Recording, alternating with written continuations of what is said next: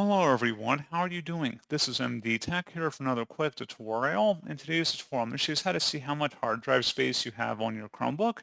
So this should hopefully be a pretty straightforward process here, guys. And without further ado, let's go ahead and jump straight into it. So all I have to do is open up the launcher menu and search for settings. Best result should come back with settings. Go ahead and open that up. On the left side, go down and select where it says System Preferences. And then on the right side underneath storage and power, select storage management, and this will give you a breakdown of how large your hard drive is if you add up the in-use as well as the available space. And that's pretty much it. So as always, thank you guys for watching this brief tutorial. I do hope that was able to help you out, and I do look forward to catching you all in the next tutorial. Goodbye.